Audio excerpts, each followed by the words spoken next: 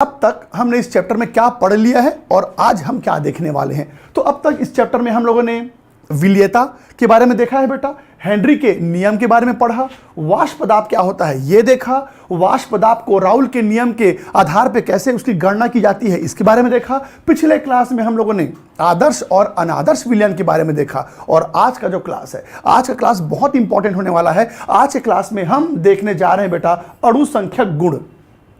ये इस चैप्टर का एक तरह से ये समझ लो सबसे इंपॉर्टेंट टॉपिक है। क्यों ये इतना इंपॉर्टेंट है जरा गौर से सुनिएगा। आप देख सकते हैं कि सिर्फ अणु संख्यक गुण ये टॉपिक 4 छोटे छोटे हिस्सों में बटा हुआ है, यानी कि आप अणु संख्यक गुण के अंदर ये 4 टॉपिक पढ़ेंगे। क्वथनांक में उन्नयन, हिमांक में अवनमन, पराशरण दाब और वाष्प दाब का अपेक्षित अवनमन। ये चारों बहुत इंपॉर्टेंट टॉपिक है।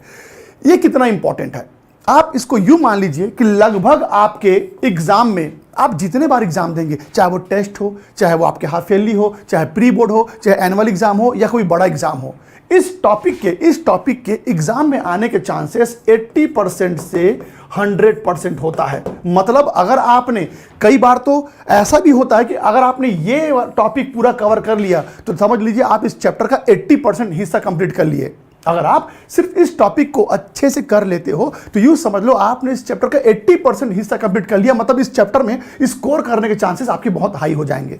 तो आप पढ़ेंगे सभी टॉपिक को, पर ये जो 4 टॉपिक आपको बताया जाएगा ये हद से ज़्यादा इंपॉर्टेंट रहेगा, हद से ज़्यादा ये इंटरेस्टिंग है, बहुत मज़ेदार टॉपिक है, ये बहुत मज़ा भी आएगा आपको और इसके खूब सारे न्यूमेरिकल भी हम लोग करेंगे। तो चलिए फिर आज का क्लास शुरू करते हैं बेटा। तो आज के क्लास में हम अणु संख्यक गुणधर्म देखने वाले हैं और ये देखते हैं कि आखिर ये होता क्या चीज़ है।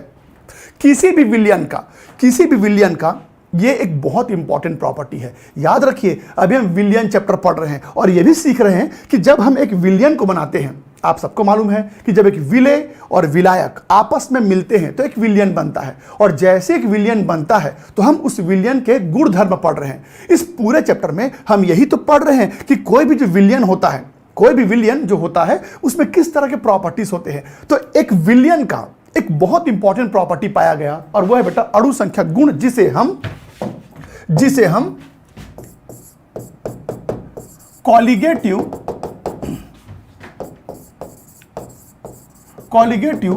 प्रॉपर्टीज कहते हैं। ये बहुत इंपॉर्टेंट प्रॉपर्टी, ध्यान दीजिएगा। तो आज जो टॉपिक हम लोग देखने जा रहे हैं अणु संख्यक गुण, इसे हम कॉलिगेटिव प्रॉपर्टी भी कहते हैं।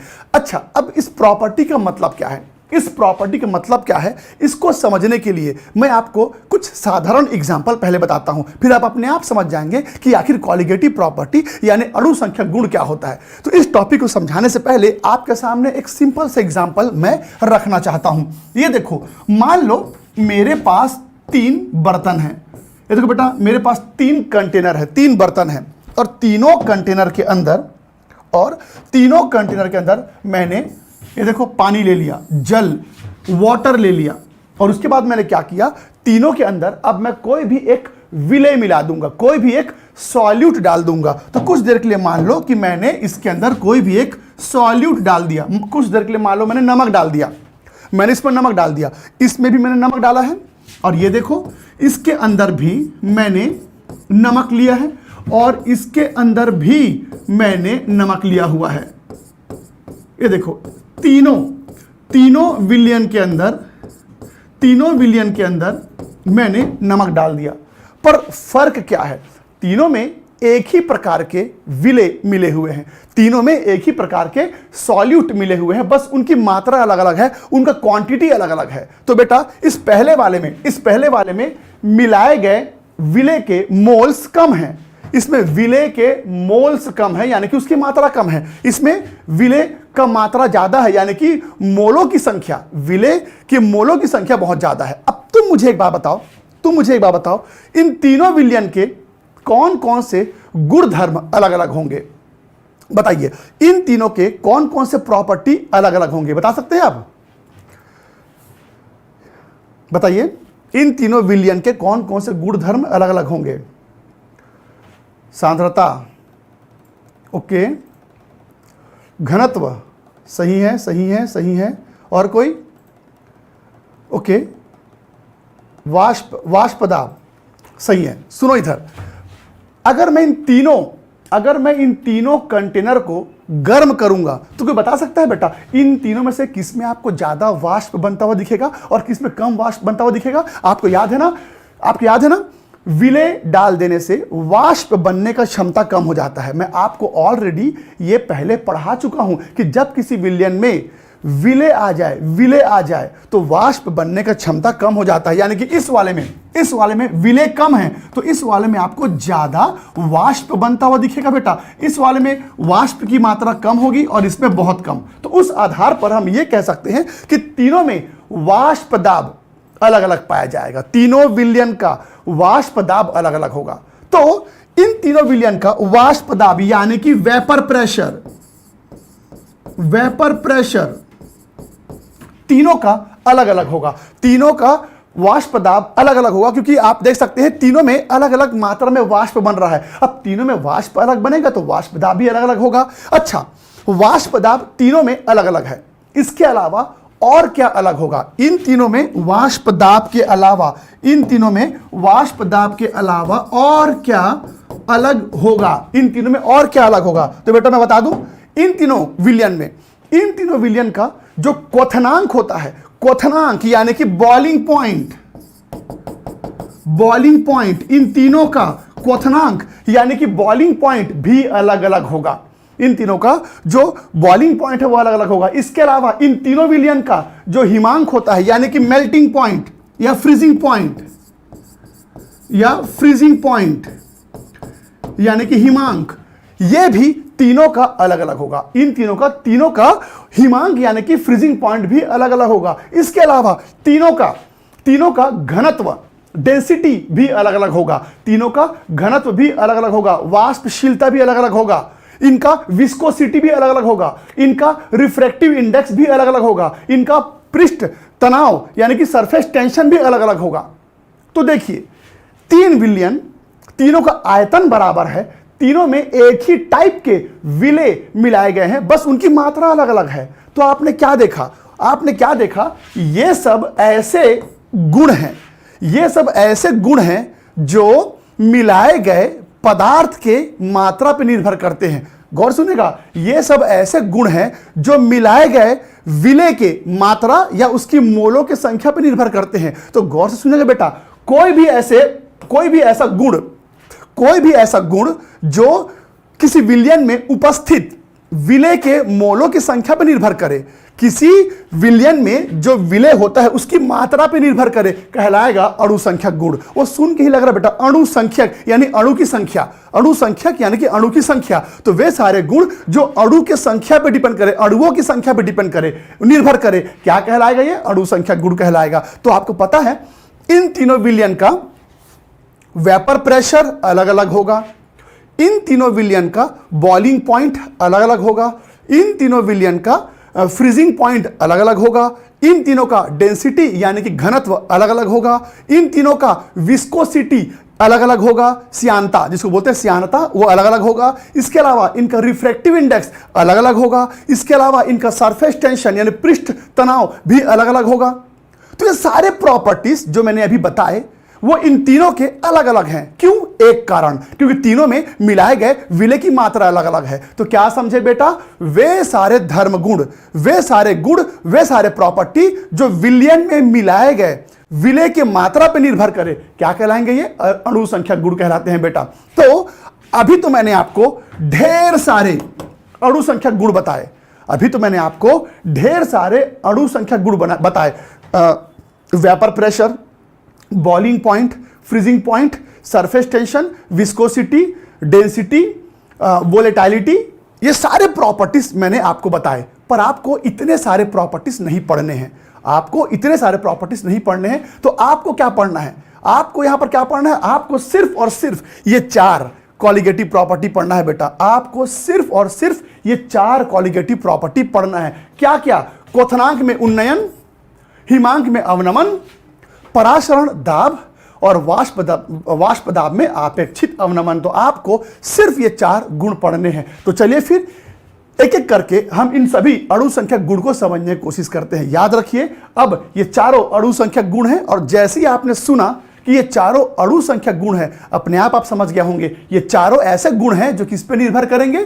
किसी विलयन में जो विलेय होता है उसकी मात्रा पे। तो चलिए फिर एक एक करके हम ये सारे गुण को समझते हैं बेटा। तो चलिए फिर अब पहला जो अणु संख्या गुण है इसको समझते हैं बेटा। तो पहला जो अणु संख्या गुण है जिसको हम कहते हैं क्वथनांक में उन्नयन। क्वथनांक में उन्नयन इसको हम और क्या कहते हैं बेटा? इसे हम कहते हैं एलिवेशन इन बॉइलिंग पॉइंट। इसको और क्या कहते हैं? Elevation in boiling point. तो बेटा एलिवेशन इन बॉइलिंग पॉइंट क्या होता है? क्वथनांक में उन्नयन क्या होता है? तो क्वथनांक में उन्नयन क्या होता है ये तो आप समझ ही जाएंगे, पर उससे पहले काम करते हैं, सिर्फ क्वथनांक क्या होता है पहले ये समझ लेते हैं। याद रखिए क्वथनांक में उन्नयन क्या होता है ये तो हमको समझना ही था, पर उससे पहले अगर आप ये जान गए कि क्वथनांक असल में क्या होता है तो आप अपने आप क्वथनांक में उन्नयन इस टॉपिक को ज्यादा बेहतर तरीके से समझ पाएंगे। तो चलिए सबसे पहले सिर्फ क्वथनांक के बारे में बात करते हैं। क्वथनांक यानी कि बॉइलिंग पॉइंट। Boiling point. तो मैं आपसे ये पूछता हूं कि आप मुझे बताओ कि आपके हिसाब से बॉइलिंग पॉइंट की क्या परिभाषा है? क्वथनांक की क्या परिभाषा है? जब भी मैं किसी बच्चे से पूछता हूं कि बताओ बॉइलिंग पॉइंट क्या होता है, हालांकि मैंने यहां पर उसका वास्तविक जो परिभाषा है वो पहले से लिख दिया है। मैंने यहां पर क्वथनांक की क्या परिभाषा होती है वो लिख दिया है, पर फिर भी इसकी तरफ मत देखो, आप पहले मेरी बात सुनो। अगर मैं आपसे क्वेश्चन पूछता हूं कि आपके हिसाब से क्वथनांक क्या होता है, बॉइलिंग पॉइंट क्या होता है, आप अपनी राय पहले मुझे बताइए। इसको मत देखिए, ये तो बुक में लिखा हुआ परिभाषा है और एक्चुअल में यही क्वथनांक की परिभाषा है, पर आम तौर पर एक इंसान क्या सोचता है जानते हैं? जब भी मैं किसी बच्चे से पूछता हूं क्वथनांक क्या होता है या बॉइलिंग पॉइंट क्या होता है, तो बच्चे कहते हैं, मुझे पता है आपके दिमाग में भी इस तरह के डेफिनेशंस इस वक्त आ रहे होंगे। बहुत सारे बच्चे ऐसे होते हैं जो बॉइलिंग पॉइंट और क्वथनांक के बारे में कुछ इस तरह की धारणा मन में रखते हैं। जैसे कि कुछ बच्चे सोचते हैं कि वह तापमान जहां पर कोई भी द्रव वाष्प बनाने लगे, वह तापमान जहां पर कोई भी द्रव यानी कि लिक्विड वेपर बनाना शुरू करता है, वाष्प बनाना शुरू करता है, वो क्वथनांक होता है। कई बच्चे ऐसा सोचते हैं और कई बच्चे ये सोचते हैं कि वह तापमान जहां पर कोई भी तरल, कोई भी द्रव उबलने लगता है, बॉइल होने लगता है, वो बॉइलिंग पॉइंट है। कई बच्चे ये समझते हैं कि वो टेम्परेचर जहां पर कोई भी लिक्विड वेपर बनाता है उसको वाष्प दाब बोलते हैं, ऐसा कई लोग समझते हैं। और कई लोग ये समझते हैं कि वह तापमान जहां पर कोई भी लिक्विड उबलता है, बॉइल होता है, वह उसका बॉइलिंग पॉइंट है। पर बेटा ये दोनों बॉइलिंग पॉइंट का यानी क्वथनांक का डेफिनेशन नहीं है। क्वथनांक का डेफिनेशन कुछ और है जो इस वक्त इस स्क्रीन पे लिखा हुआ है।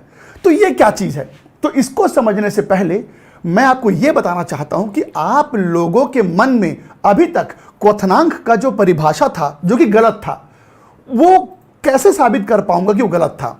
भाई कई लोग कहते हैं कि वो टेम्परेचर जहां पर कोई भी लिक्विड वेपर बनाएगा वो क्वथनांक है। ये डेफिनेशन गलत है, पर कैसे इस बात को सिद्ध करूंगा मैं? कुछ लोग कहते हैं कि कोई भी ऐसा तापमान जहां पर कोई भी लिक्विड उबलेगा, उबाल मारेगा, बॉइल होगा, वो क्वथनांक है, वो बॉइलिंग पॉइंट है। यह परिभाषा भी गलत है। इसको सिद्ध करने का एक सिंपल तरीका है, जरा ध्यान सुनेगा। आप एक काम करना, आप खुद भी ये कर सकते हो। आप एक काम करना, आप ना एक बर्तन ले लेना बेटा, उस बर्तन में, इस कंटेनर में आप पानी ले लो। ये देखो मैंने यहां पर पानी ले लिया, वाटर ले लिया, और अब आप क्या करो, इसके अंदर ना एक थर्मामीटर लगा दो। आप इसके अंदर थर्मामीटर लगा दो और उसके बाद आप पानी को नीचे से गर्म करो। जानते हो जैसे आप पानी को गर्म करोगे तो तापमान बढ़ेगा, यानी कि टेम्परेचर बढ़ेगा। तो जैसे आप पानी को गर्म करोगे तो जानते हो टेम्परेचर बढ़ते बढ़ते जैसे ही 45 डिग्री सेल्सियस के आसपास पहुंचेगा ना, तो बेटा पानी में से वाष्प बनना शुरू हो जाएगा। पानी में से वाष्प बनना शुरू हो जाएगा। तो तुम बताओ क्या 45 डिग्री सेल्सियस पानी का बॉइलिंग पॉइंट होता है, पानी का क्वथनांक होता है? नहीं। तो आप तो कह रहे थे ना कि वह तापमान जहां पर कोई भी द्रव वाष्प बनाता है उसको हम क्वथनांक कहते हैं या बॉइलिंग पॉइंट कहते हैं। पर बेटा सबको पता है कि पानी का, जल का बॉइलिंग पॉइंट 45 डिग्री सेल्सियस तो नहीं होता। तो फिर वह डेफिनेशन जिसमें हमको ऐसा लगता था, वह परिभाषा जिसमें हमको ऐसा लगता था कि तापमान जिस पे कोई भी द्रव वाष्प बनाए उसे क्वथनांक कहते हैं, यह गलत हो गया। तो यह डेफिनेशन नहीं है बॉइलिंग पॉइंट का, क्योंकि सबको पता है 45 डिग्री सेल्सियस तो पानी का बॉइलिंग पॉइंट नहीं होता। अच्छा ठीक है, फिर जानते हो क्या हुआ, मैंने तापमान और बढ़ाया और इस बार तापमान बढ़ते बढ़ते तकरीबन 70 डिग्री सेल्सियस के आसपास हो गया है। तो जानते हो क्या होगा, 70 डिग्री सेल्सियस पे पानी उबलने लगता है। 70 डिग्री सेल्सियस पे पानी उबलता है। तो तुम बताओ कि क्या 70 डिग्री सेल्सियस पानी का बॉइलिंग पॉइंट है? नहीं। तो इसका मतलब वो परिभाषा जिसमें हमने क्या बोला था कि वह तापमान जहां पर कोई भी द्रव उबलने लगे ये इसका बॉइलिंग पॉइंट है, ये भी गलत हो गया, क्योंकि 70 डिग्री पे पानी उबल रहा है पर 70 डिग्री पानी का बॉइलिंग पॉइंट नहीं है। तो अब मुझे याद आया कि पानी का बॉइलिंग पॉइंट सबको पता है बेटा, पानी का बॉइलिंग पॉइंट 100 डिग्री सेल्सियस होता है, ये बात सब जानते हैं। तो अब प्रश्न ये उठता है कि अब ये जो पानी है, जल है, अब वो नया क्या करने वाला है? अरे भाई ये जो पानी है ये जो कुछ कर सकता था, पानी जो कुछ करके दिखा सकता था उसे दिखा दिया। उसने वाष्प बना के दिखाया, वो उबल के दिखा रहा है। अब प्रश्न है कि पानी जो कुछ करके दिखा सकता था उसने दिखा दिया, अब आखिर 100 डिग्री सेल्सियस पे क्या नया होने वाला है? आखिर 100 डिग्री सेल्सियस को पानी का बॉइलिंग पॉइंट क्यों बोलते हैं? आखिर बॉइलिंग पॉइंट होता क्या है? आखिर क्वथनांक होता क्या है? और पानी का बॉइलिंग पॉइंट 100 डिग्री सेल्सियस क्यों होता है? तो चलिए अब हम उस परिभाषा पे आते हैं जो वास्तविक परिभाषा है किसका बॉइलिंग पॉइंट का। जरा गौर सुनेगा। तो अब मैं आपको यह बताने जा रहा हूं बेटा कि आखिर पानी का 100 डिग्री सेल्सियस के साथ क्या संबंध है। आखिर पानी 100 डिग्री सेल्सियस पे क्या करने वाला है? गौर सुना बेटा। तो अब मैं आपको बताने जा रहा हूं कि असल में क्वथनांक की परिभाषा क्या होती है, बॉइलिंग पॉइंट एक्चुअल में क्या होता है। तो चलिए मैं आपको दिखाता हूं कि बॉइलिंग पॉइंट मतलब क्या होता है बेटा। तो इसको समझने के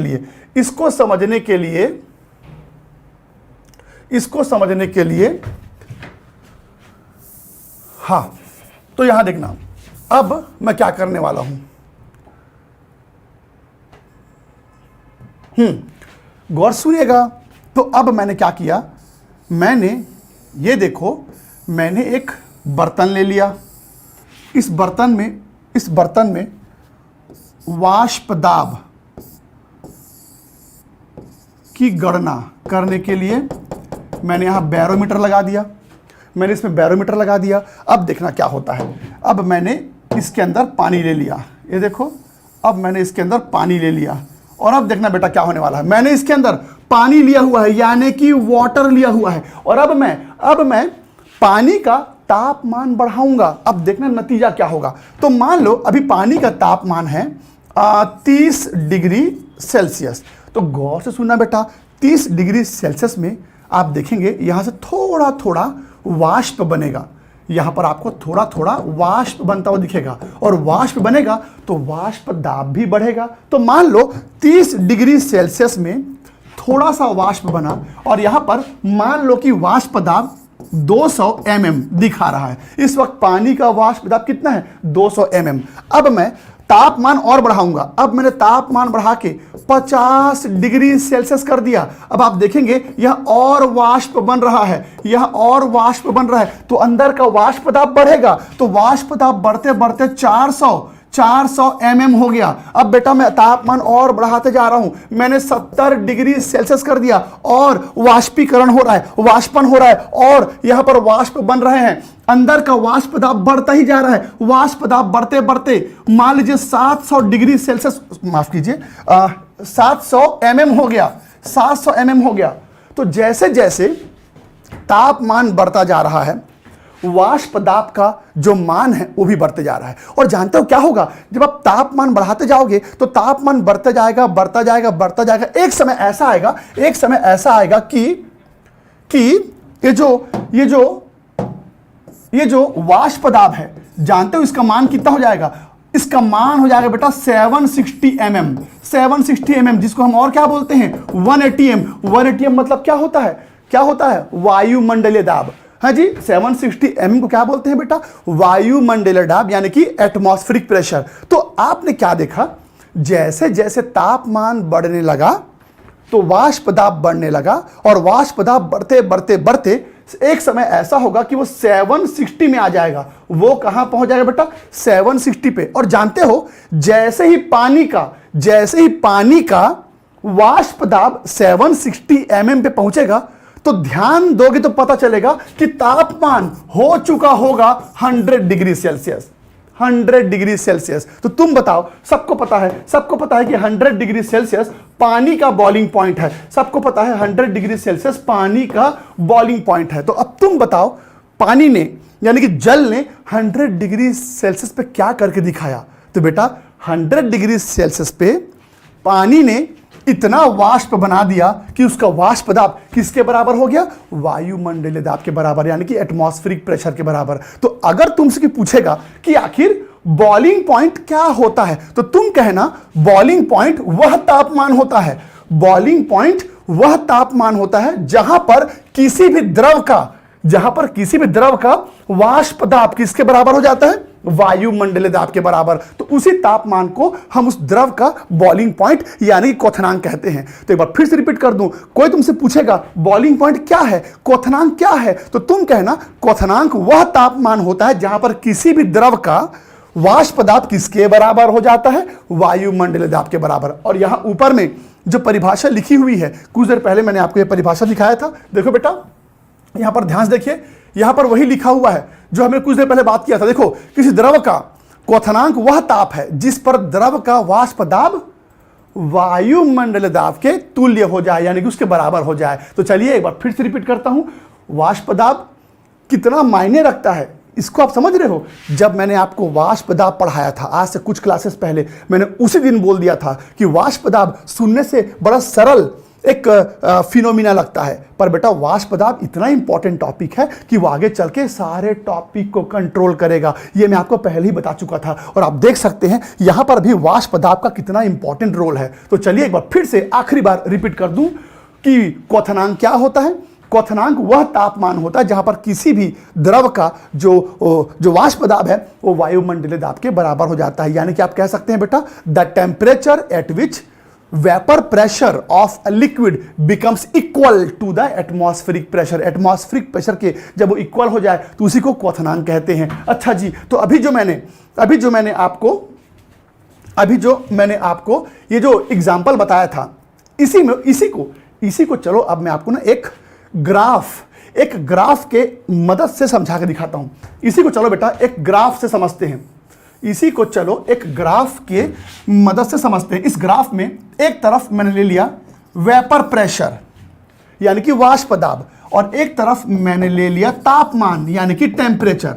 अब तुम तो जानते हो कि तापमान बढ़ेगा तो वाष्प दाब बढ़ेगा, है जी, तापमान बढ़ेगा तो वाष्प दाब बढ़ेगा। तो बेटा तापमान अगर बढ़ेगा तो वाष्प दाब भी बढ़ेगा। अच्छा, तो एक काम करते हैं, कुछ वैल्यू मैं लिख लेता हूं, जैसे कि यहां पर इसको मान लेते हैं 200 mm, इसको मान लेते हैं 400 mm, इसको मान लेते हैं 700 mm, इसको मान लेते हैं 760 mm, इसको मान लेते हैं 800 mm। ठीक है, इसको मैं इस तरह से बना लेता हूं।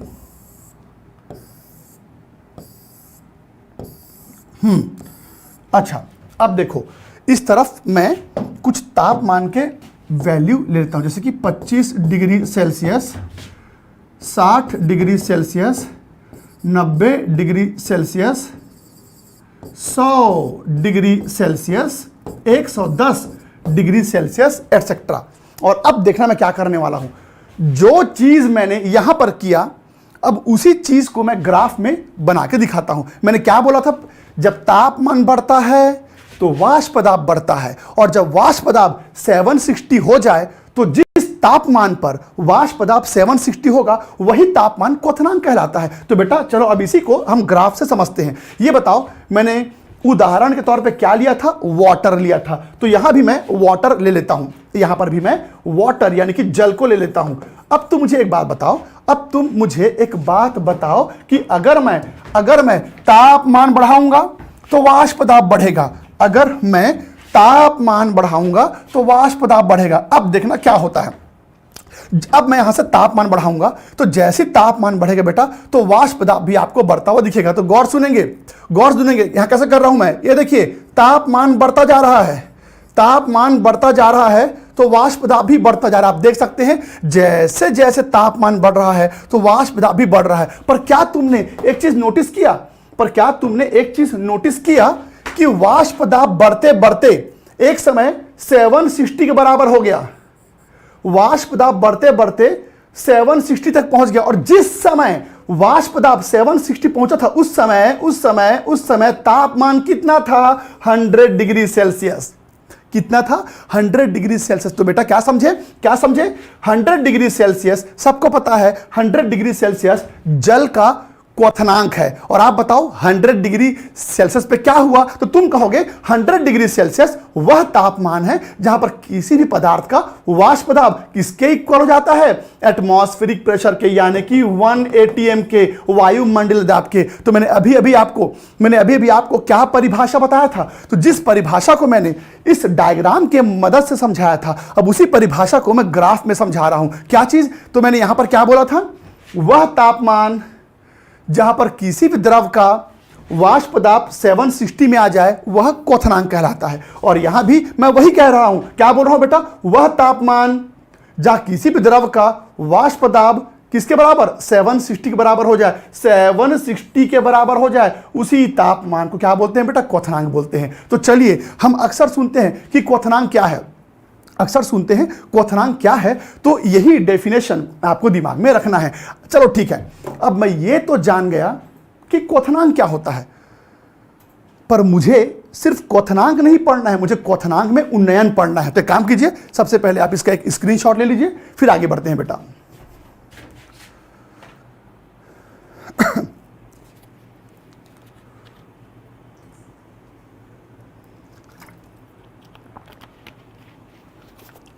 ओके, तो चलिए फिर आगे बढ़ते हैं। तो अभी आपने सिर्फ ये सीखा कि क्वथनांक क्या होता है, पर हमको क्या पढ़ना है, हमें तो क्वथनांक में उन्नयन पढ़ना है। तो आखिर क्वथनांक में उन्नयन क्या होता है, तो अभी अभी आपने समझा कि क्वथनांक क्या होता है। अब देखते हैं बेटा क्वथनांक में उन्नयन क्या होता है, इसको अच्छे से समझना, क्वथनांक में उन्नयन क्या होता है। तो चलो इसको समझने के लिए एक बार थोड़ा सा स्क्रीन को मैं, हाँ ध्यान समझना। ये देखो मैंने फिर से वही एग्जाम्पल ले लिया जो कुछ देर पहले मैंने लिया था, प्लीज ध्यान से समझिएगा। ये देखो, ये मैंने ऐसा ले लिया, ठीक है। अब यहां पर मैंने फिर से वाटर ले लिया, और अब बेटा मैं पानी का तापमान बढ़ाऊंगा, पानी को गर्म करूंगा। तो अभी कुछ देर पहले क्या हुआ था, याद है ना, पहले टेम्परेचर 30 डिग्री सेल्सियस हुआ, फिर 50 डिग्री सेल्सियस हुआ, फिर 90 डिग्री सेल्सियस हुआ, और फिर 100 डिग्री सेल्सियस हुआ। तो आपको याद है क्या हुआ था, जब तापमान 100 डिग्री पे था तो बेटा 100 डिग्री बॉइलिंग पॉइंट कहलाता है, यानी कि क्वथनांक कहलाता है। किसका, जल का मतलब विलायक का, सॉल्वेंट का। तो बेटा boiling point 100 degree Celsius boiling point है विलायक का। लेकिन अब देखना क्या होता है, इस वक्त ये जो कंटेनर है, गौर से सुनिएगा, इस वक्त ये जो कंटेनर है, ये देखो ये वाष्प है, तो गौर सुनना, इस वक्त ये कंटेनर 100 डिग्री सेल्सियस पे रुका हुआ है। इस वक्त ये जो बर्तन है इसको मैंने 100 डिग्री सेल्सियस पे रोका हुआ है। और जल्दी बताओ इस वक्त प्रेशर कितना हो गया है बेटा, इस वक्त प्रेशर कितना है, पहले ये 200 रहा होगा, फिर 400 रहा होगा, फिर 700 रहा होगा, फिर आया 760 पे। तो इस वक्त आप देख सकते हैं कि ये जो कांटा है, ये कांटा कहां पर है बेटा, 760 पे, क्योंकि टेम्परेचर कहां पर है, 100 पे। याद रखना इस वक्त इस बर्तन का कंटेनर इस बर्तन का जो तापमान है वो 100 है, इसीलिए कांटा कहां पर रुका है, 760 पे। और क्योंकि कांटा 760 पे रुका है इसलिए ये जो तापमान है ये बॉइलिंग पॉइंट कहलाएगा। तो इस वक्त इस डायग्राम में मैंने पानी का यानी कि जल का क्वथनांक जो है वो प्रदर्शित किया है। लेकिन अब देखना क्या होने वाला है। ये बताओ, ये जो बर्तन है ये अभी भी 100 डिग्री सेल्सियस पे ही रुका हुआ है। लेकिन अब जानते हो मैं क्या करूंगा, अब मैं अचानक से इस बर्तन के अंदर विलेय मिला दूंगा, सॉल्यूट मिला दूंगा। ये देखो मैंने इसके अंदर सॉल्यूट डाल दिया बेटा, ये देखो मैंने इसके अंदर सॉल्यूट डाल दिया, विलेय मिला दिया। और जैसे विलेय मिलाया तो मैं अचानक क्या देखता हूं कि यह वाष्प दाब कम हो गया। ये देखिए यह वाष्प दाब कम हो गया, वाष्प कम हो गया। अरे भाई, जैसे मैंने विलेय मिलाया वाष्प कम हो गया। और अगर वाष्प कम हो जाएगा, अगर वाष्प कम हो जाएगा तो फिर ऐसे में जो वाष्प दाब है वो भी कम हो जाएगा। ये देखो कांटा पीछे चला गया, ये देखो कांटा जो है वो पीछे खिसक गया। तो बेटा ऐसा क्यों हुआ बताओ, ऐसा क्यों हुआ? क्योंकि आपको तो पता है कि जब हम विलयन बना देते हैं, अब ये विलायक नहीं रहा, अब ये पानी नहीं रहा, अब ये पानी नहीं रहा, अब ये बन चुका है सॉल्यूशन, यानी कि अब ये विलयन बन चुका है। तो जैसे ही आपने इसमें विलेय मिलाया अब ये विलयन बन गया। पर जैसे ही इसको मैंने विलयन बनाया अचानक से मैंने क्या देखा, यह वाष्प दाब कम हो गया। देखो कांटा चला गया पीछे, कांटा चला गया पीछे। ऐसा क्यों हुआ? आप तो इस चैप्टर में शुरू से पढ़ते आ रहे हो कि जैसे ही हम पानी में विलेय मिलाते हैं तो वाष्प दाब अपने आप कम हो जाता है, इसलिए कांटा चला गया पीछे। याद है ना आपको, जब हम पानी में या विलायक में विलेय मिलाते हैं तो वाष्प बनने का क्षमता कम हो जाता है, इसलिए वाष्प दाब चला गया पीछे। और वैसे भी अब ये विलायक नहीं रहा, क्या बन गया बेटा? विलयन बन गया। अब मुझे यह बोला जा रहा है कि जिस प्रकार कुछ देर पहले मैंने एक विलायक का क्वथनांक पता किया था, अब मेरे को बोला जा रहा है चलो इस विलयन का क्वथनांक पता करो। याद रखना अभी भी तापमान 100 पे ही है, अभी भी तापमान 100 पे ही है, पर अब ये कांटा चला गया है पीछे। अब मुझे बोला जा रहा है कि कुछ देर पहले, जैसे मैंने कुछ देर पहले पानी का यानी कि वाटर का बॉइलिंग पॉइंट पता लगाया था, अब चलो इस विलयन का बॉइलिंग पॉइंट पता लगाओ। तो अब मुझे बोला जा रहा है कि अब इस विलयन का बॉइलिंग पॉइंट पता लगाओ। कैसे पता लगाऊंगा? बहुत आसान है, आपको बस बॉइलिंग पॉइंट पता करना है ना। तो मैंने क्या सिखाया था बेटा कि जब ये कांटा 760 पे आता है, जब ये कांटा 760 पे आता है तो उस समय दर्शाया गया तापमान क्वथनांक कहलाता है। तो अब मुझे ये बताओ बेटा, ये कांटा चला गया पीछे, तो अब मुझे इस विलयन का क्वथनांक पता करना है। कैसे पता करूंगा? बहुत आसान है, बस मुझे कुछ ऐसा करना है कि फिर से ये जो कांटा है वो 760 पे आ जाए। तो बेटा कांटा पीछे चला गया था, अब मैं ऐसा क्या करूंगा कि ये कांटा फिर से 760 पे आ जाए? बहुत आसान है, तापमान बढ़ाना पड़ेगा। तो अब मैंने तापमान बढ़ा के 110 डिग्री सेल्सियस कर दिया। और जैसे ही तापमान बढ़ के 110 डिग्री हुआ तो अब देखो फिर वाष्प बनना चालू हो गया। जैसे तापमान बढ़ के 110 डिग्री सेल्सियस हुआ तो फिर से वाष्प बना, और फिर से वाष्प बनेगा तो अब ये कांटा फिर से 760 पे आ जाएगा। तो बेटा एक बार फिर ये कांटा 760 पे आया है, पर इस बार ये कांटा किसके लिए 760 पे आया है? विलयन के लिए आया है। और किस तापमान पे आया है? 110 डिग्री पे। तो क्या समझे? अब विलयन का वाष्प दाब 760 हुआ, पर तापमान कितना था? 110 डिग्री। तो इसका मतलब 110 डिग्री भी किसी का बॉइलिंग पॉइंट है। तो जल्दी बताओ ये किसका बॉइलिंग पॉइंट था? तो बेटा ये था बॉइलिंग पॉइंट विलायक का, ये था बॉइलिंग पॉइंट विलायक का। और ये किसका बॉइलिंग पॉइंट है? ये है बेटा विलयन का। देख पा रहे हैं आप? ये है बॉइलिंग पॉइंट विलायक का और ये है बॉइलिंग पॉइंट विलयन का। तो याद रखना, इस उदाहरण से यह समझ में आया कि विलायक के तुलना में विलयन का क्वथनांक ज्यादा है। देख पा रहे हैं आप? विलायक के तुलना में विलयन का क्वथनांक ज्यादा है। इसी को बोलते हैं बेटा उन्नयन हो जाना। उन्नयन यानी कि एलिवेशन हो जाना, इसी को बोलते हैं हम लोग इसी को बोलते हैं हम लोग एलिवेशन इन बॉइलिंग पॉइंट। तो बेटा आप देख सकते हैं कि पानी का बॉइलिंग पॉइंट 100 डिग्री था, पर जैसे ही मैंने इसमें विलय मिलाया, विलयन बनाया, अपने आप क्वथनांक बढ़ गया। तो इस बात को दिमाग में छाप लो कि विलायक की तुलना में विलयन का क्वथनांक हमेशा ज्यादा होगा। सॉल्वेंट के मुकाबले सॉल्यूशन का बॉइलिंग पॉइंट हमेशा ज्यादा होगा।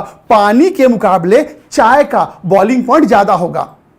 पानी के मुकाबले चाय का बॉइलिंग पॉइंट ज्यादा होगा। क्यों?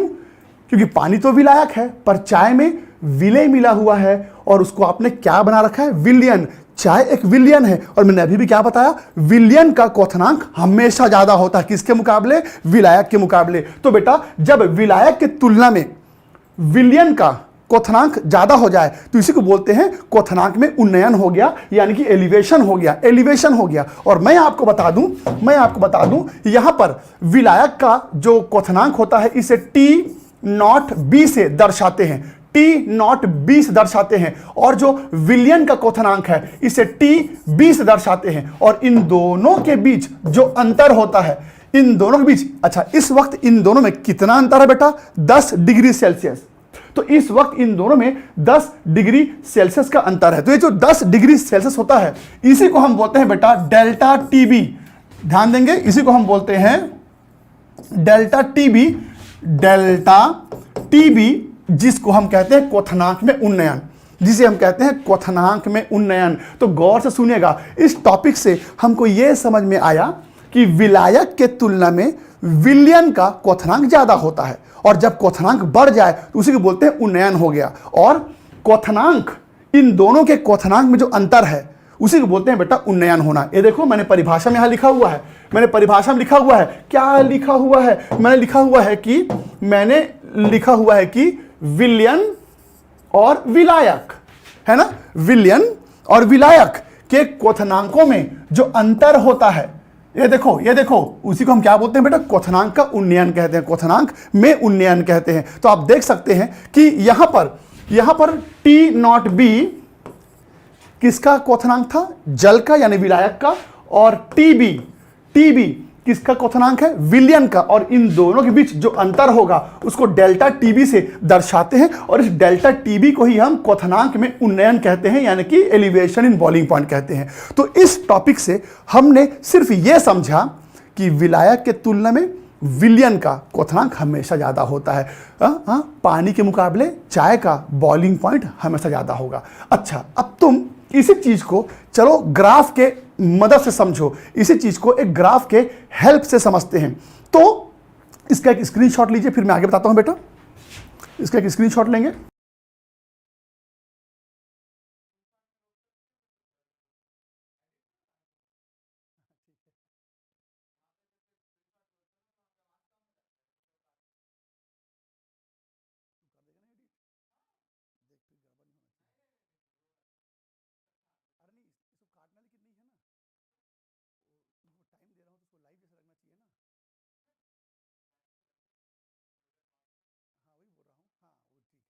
ओके, तो मेरे ख्याल से आपने इसको स्क्रीनशॉट ले लिया होगा। अब ये जो मैंने एक्सप्लेन किया, चलो इसी को अब मैं ग्राफ में बना के दिखाता हूं बेटा, ठीक है। इसी चीज को चलो अब मैं आपको ग्राफ में बना करके दिखाता हूं। अभी कुछ देर पहले आपको मैंने ग्राफ बना के दिया था, उसी ग्राफ को चलो मैं दोबारा आपके सामने बनाता हूं, ठीक है। इस तरफ आपने क्या लिया था? वाष्प दाब। इस तरफ आपने क्या लिया था? तापमान। याद है ना? अभी कुछ देर पहले। और आपके सामने मैंने इस तरह के कुछ लाइन खींचे थे, ठीक है। ध्यान से देखिएगा, ये ग्राफ आपको एग्जाम में बनाना पड़ेगा, मान लो कुछ देर के लिए कि ये जो लाइन है, ये जो लाइन है इसको हम लोग ना 760 mm का लाइन मान लेते हैं, यानी कि वायुमंडलीय दाब। अच्छा, अब जल्दी बताओ कि इस तरफ हमने तापमान लिया था, करेक्ट। और कुछ देर के लिए मान लो कि ये 25 डिग्री सेल्सियस है, ये 60 डिग्री सेल्सियस है, ये 100 डिग्री सेल्सियस है, ये 110 डिग्री सेल्सियस है। अब सुनना मेरी बात, अभी कुछ देर पहले जब आपने ग्राफ बनाया था तो याद है क्या हुआ था? जब मैंने पानी लिया था, जब मैंने वाटर लिया था, वाटर, तो याद है क्या हुआ था, जब मैं वाटर का तापमान बढ़ाता हूं तो वाष्प दाब बढ़ता है। और आपको याद होगा कि वाटर का तापमान बढ़ते बढ़ते जब 760 पे पहुंचता है तब तापमान कितना हो चुका होता है बेटा, 100 डिग्री सेल्सियस। करेक्ट। तो 100 डिग्री सेल्सियस क्या है, बॉइलिंग पॉइंट किसका, विलायक का, यानी कि पानी का, विलायक का। लेकिन अब तुम मुझे बताओ, ये जो ग्राफ है ये जल के लिए है, विलायक के लिए है। अब अगर मैं यही ग्राफ विलयन के लिए बनाऊंगा, सॉल्यूशन के लिए बनाऊंगा, तो क्या आप मुझे बता सकते हैं ये जो कर्व बना है विलयन का कर्व विलायक से ऊपर होगा कि नीचे होगा? जल्दी बताइए। अगर मैं यही कर्व विलयन के लिए बनाऊंगा तो बताओ उसका कर्व ऊपर बनेगा या नीचे? बताइए मेरे को।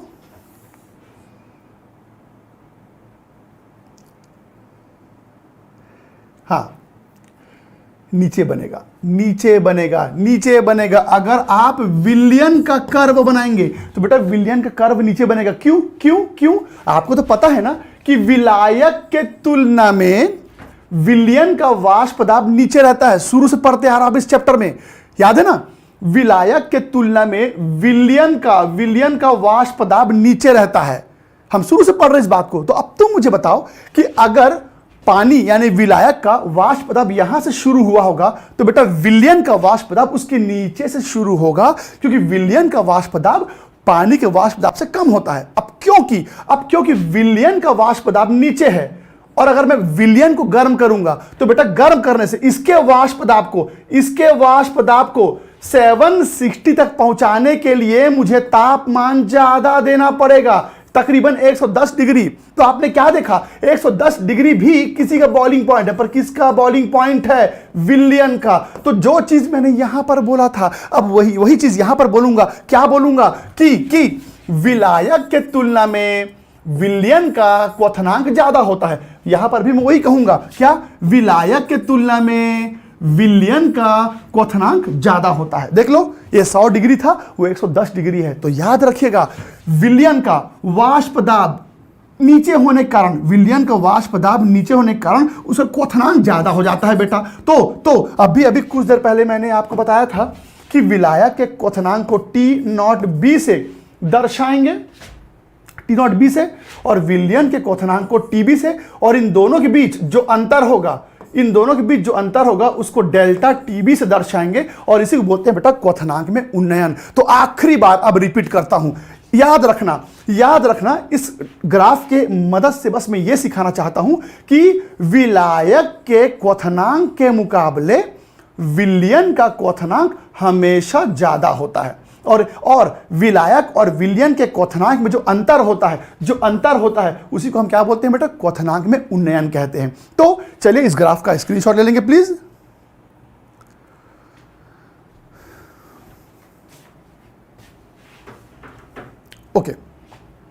ओके, अब आपसे एक प्रश्न पूछता हूं मैं, क्या आप मुझे यह बता सकते हैं कि विलायक के तुलना में विलयन का क्वथनांक ज्यादा क्यों हुआ बेटा?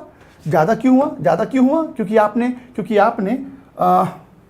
आपने क्या मिला दिया था, विलय मिला दिया था। अब तुम मुझे ये बताओ कि यहां पर ये जो क्वथनांक बढ़ गया, नियम के हिसाब से क्वथनांक इतना होना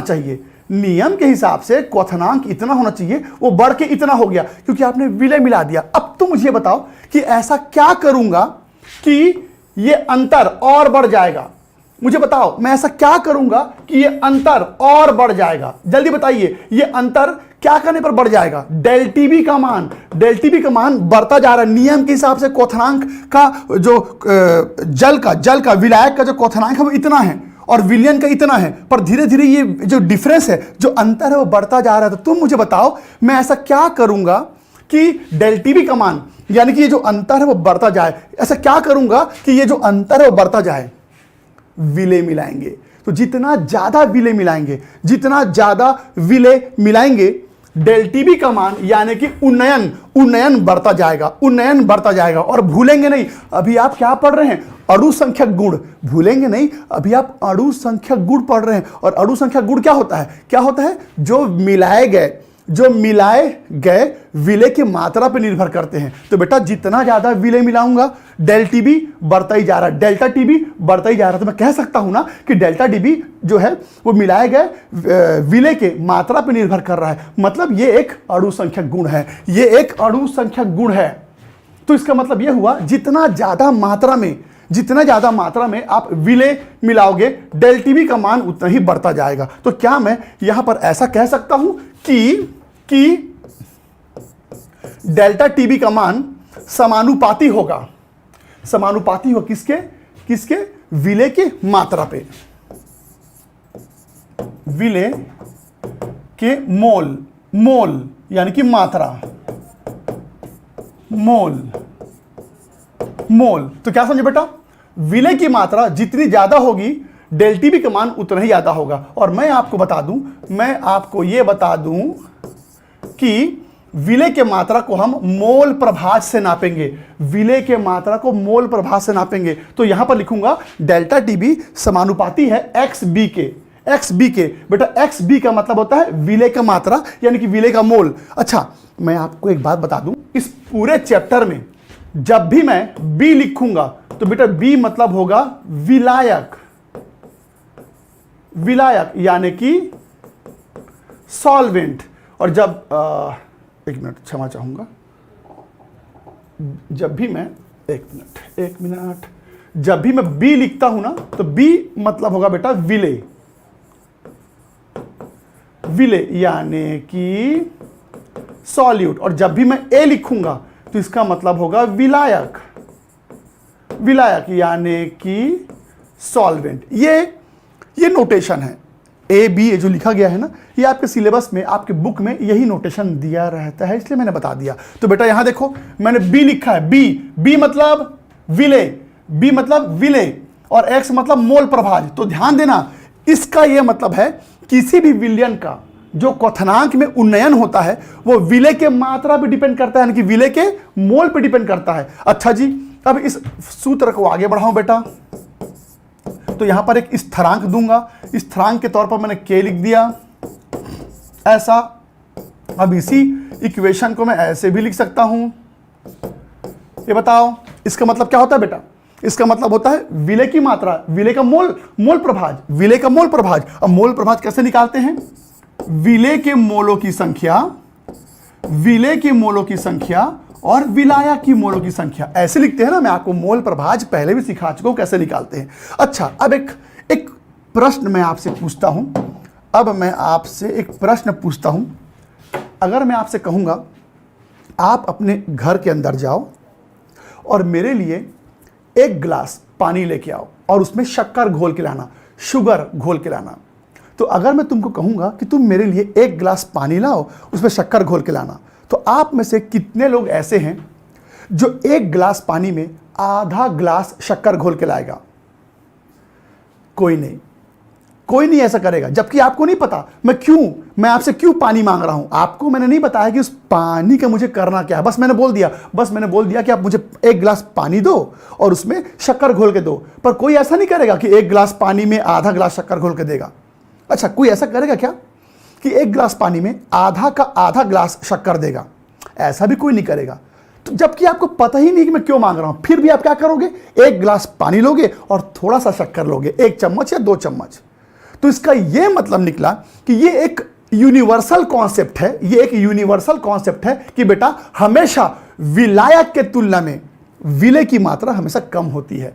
सॉल्वेंट के मुकाबले सॉल्यूट हमेशा कम होता है, मैंने कहा सॉल्वेंट के तुलना में सॉल्यूट की मात्रा हमेशा कम पाई जाती है। मैंने कहा सॉल्यूट की मात्रा हमेशा कम पाई जाती है सॉल्वेंट के मोलों के सामने। यह एक यूनिवर्सल फैक्ट है। जब भी कोई इंसान कोई विलयन बनाता है तो याद रखना विलेय की मात्रा, बी लिखा हूं, बी मतलब सॉल्यूट, तो हमेशा सॉल्यूट की मात्रा सॉल्वेंट से कम पाई जाती है। और सॉल्यूट की मात्रा यानी कि विलेय की मात्रा सॉल्वेंट के सामने इतनी छोटी होती है कि आप उसको नेग्लेक्ट भी कर सकते हो। तो अगर मैं इसको यहां से नेग्लेक्ट कर दूं तो मेरा ये इक्वेशन कैसे हो जाएगा? ये देखो मैंने इसको एनबी को Na के सामने से नेग्लेक्ट कर दिया, तो अब मेरा इक्वेशन ऐसे हो जाएगा बेटा। ये देखो, याद रखना, एनबी Na के सामने बहुत छोटा है, एनबी Na के सामने बहुत छोटा है, इसलिए मैंने उसको Na के सामने से नेग्लेक्ट कर दिया, Na के सामने से नेग्लेक्ट कर दिया। अच्छा जी, अब इसी इक्वेशन को मैं ऐसे लिख सकता हूं बेटा, एनबी मतलब बी मतलब विलेय के मोल, और विलेय के मोल कैसे निकालते हैं? विलेय का द्रव्यमान, विलेय का आणविक द्रव्यमान, यहां पर नीचे में विलायक का द्रव्यमान, विलायक का आणविक द्रव्यमान। आप सबको पता है, मैं पहले भी बता चुका हूं कि एनबी ऐसे निकालेंगे और Na ऐसे निकालेंगे। अच्छा, इसी सूत्र को थोड़ा और व्यवस्थित करके लिखें तो कैसे हो जाएगा ये? WB अपॉन MB, ये ऊपर चला जाएगा तो बेटा हो जाएगा M, ओह क्षमा चाहूंगा,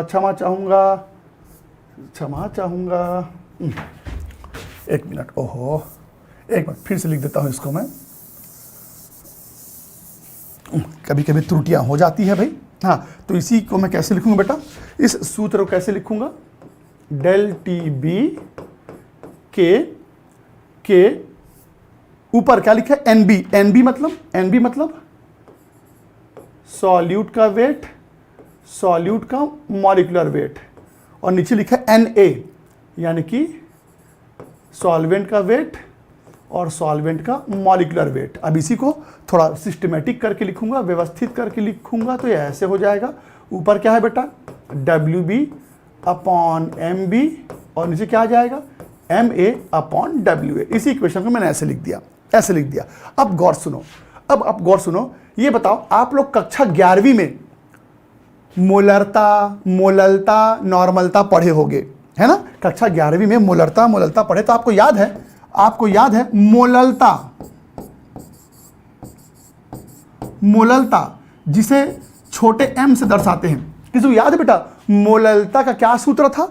मोललता का सूत्र था विलेय का द्रव्यमान, विलेय का आणविक द्रव्यमान और विलायक का द्रव्यमान। आपको याद होना चाहिए, आप कक्षा 11वीं में पढ़ चुके हैं। मोललता क्या होता है? मोललता होता है विलेय का द्रव्यमान, मैं यहां लिख नहीं रहा हूं, सुने ध्यान से, विलेय का द्रव्यमान, विलेय का आणविक द्रव्यमान, विलायक का द्रव्यमान। ये हमने कक्षा 11वीं में पढ़ा है। तो बेटा आप ऐसा कह सकते हो क्या कि इसके स्थान पे मैं m लिख सकता हूं? m इसके स्थान पे क्या मैं m लिख सकता हूं? m लिख सकता हूं। तो मेरा इक्वेशन कैसे हो जाएगा? तो मेरा इक्वेशन अब कुछ इस प्रकार का हो जाएगा। ऊपर वाला इक्वेशन ऐसे हो जाएगा, डेल TB के, और क्या बचा है बेटा? MA, और इसके स्थान पर मैंने लिख दिया स्मॉल m मतलब मोललता। अच्छा, अब एक बहुत इंपॉर्टेंट बात, ये बताओ यहां पर k क्या है बेटा? स्थिरांक है, k स्थिरांक है। और Ma मतलब क्या होता है? Ma मतलब होता है विलायक का आणविक द्रव्यमान, और आपको पता है विलायक का आणविक द्रव्यमान हमेशा स्थिर यानी कांस्टेंट रहता है। जैसे कि अगर आप विलायक के तौर पर वाटर को लोगे तो बेटा वाटर का आणविक द्रव्यमान कितना होता है? 18 ग्राम, ये सबको पता होगा। तो बेटा पानी का आणविक द्रव्यमान बदलता है क्या? नहीं। तो क्या समझे? कभी भी विलायक का आणविक द्रव्यमान नहीं बदलता, वो स्थिर होता है, कांस्टेंट रहता है। तो बेटा K भी स्थिर है यानी कांस्टेंट है, और Ma भी कांस्टेंट है। और आपको पता है कभी भी एक ही इक्वेशन में दो कांस्टेंट नहीं होते, तो इनको हटा के अब हम एक नया कांस्टेंट देंगे, मैंने कहा अब इनको हटा के एक नया कांस्टेंट देंगे, और वो है बेटा KB, तो इन दोनों को हटा के मैंने KB लिख दिया, KB। और अब आपका सूत्र अंत में इस रूप में आ गया। और ये जो KB आप देख पा रहे हैं, बेटा इसे हम कहते हैं, इस KB को हम कहते हैं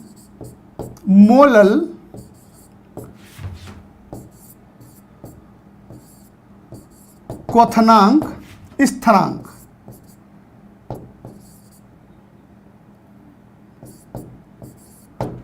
स्थिरांक, मोलल क्वथनांक स्थिरांक, या इसी को बोलते हैं बेटा मोलल एलिवेशन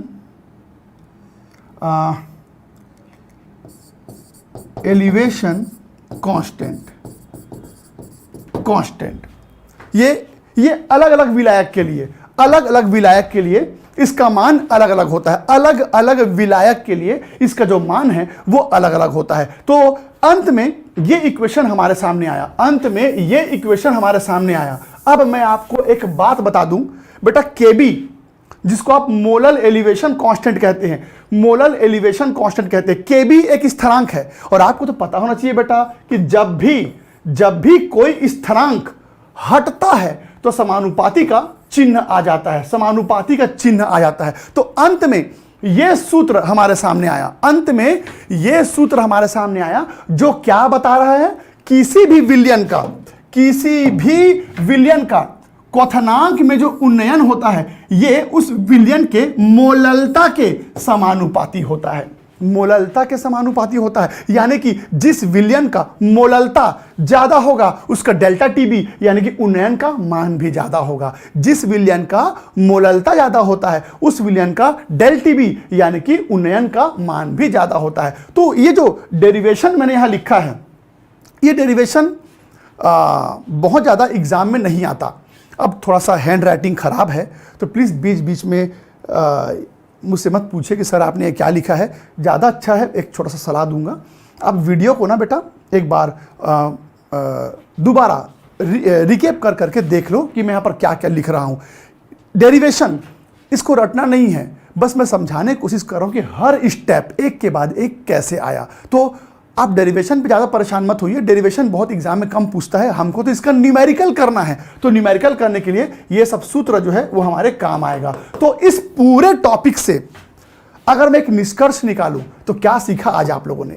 आज आप लोगों ने ये सीखा कि किसी भी विलायक के तुलना में विलयन का क्वथनांक ज्यादा होता है। सॉल्वेंट के मुकाबले सॉल्यूशन का बॉइलिंग पॉइंट हमेशा ज्यादा होता है, और जब बॉइलिंग पॉइंट ज्यादा हो जाए तो उसी को बोलते हैं बेटा उन्नयन होना यानी कि एलिवेशन होना। तो आज के क्लास में हमने सिर्फ यह सीखा कि कैसे एक विलायक का क्वथनांक बढ़ जाता है विलयन बन जाते ही। पर इस टॉपिक के हमें न्यूमेरिकल भी करने हैं, पर जितने हमने कॉलिगेटिव प्रॉपर्टी पढ़ने हैं, जितने हमने अणु संख्या गुण पढ़ने हैं, जब मैं सारे अणु संख्या गुण आपको बता दूंगा उसके बाद एक साथ हम इन सब के न्यूमेरिकल करेंगे। तो चलिए फिर आज के क्लास में हम लोगों ने क्वथनांक में उन्नयन देखा और यह सीखा कि विलायक के तुलना में विलयन का क्वथनांक ज्यादा होता है। और ये डेरिवेशन के मदद से हमने अंत में यह पाया कि जिस विलयन का मोललता ज्यादा होता है उसका क्वथनांक में उन्नयन का मान भी ज्यादा होगा। और ये पहला अणु संख्या गुण था। इसके बाद का जो अणु संख्या गुण है ये मैं आपको अगले क्लास